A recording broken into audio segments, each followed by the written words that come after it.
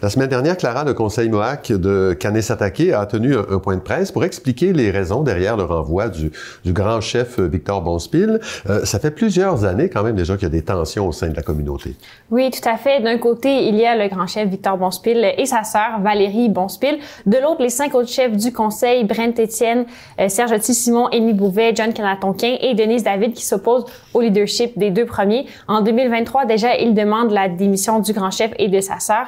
En février 2024, le conseil demande des mesures disciplinaires envers ses deux membres, que ceci amène en appel. Suite à cet appel, une commission d'éthique a été formée par un bureau d'avocats mandaté par le conseil de Kanesatake. La commission a rendu sa décision en début de semaine passée, comme quoi Victor et Valérie Bonspil étaient démis de leurs fonctions. Et sur quoi était basée leur décision? Elle était basée sur le code électoral coutumier du conseil, un code signé par M. Bonspil lui-même en 2015. C'est la loi électorale de la communauté et elle dicte les standards à respecter en tant qu'élu. La commission a relevé plusieurs conduites fautives de la part de Victor et Valérie Bonspil selon ce code. Parmi celles-ci, une cinquantaine d'absences à des réunions du conseil, une mauvaise interprétation de leur autorité, de la violence physique et des entraves à l'accessibilité des bureaux du conseil. Maintenant, ce que demande ce conseil, c'est que les différents paliers du gouvernement reconnaissent le processus de la commission. On écoute à ce sujet Serge Otis-Simon.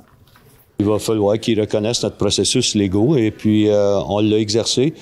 Et c'est tout ce qu'ils ont à faire, c'est de reconnaître que notre code est la loi et la loi a été suivie. Moi, je crois en la bonne foi avec comme ministre Lafrenière. Comme j'ai dit, on a toujours été ouverts, on a travaillé bien ensemble.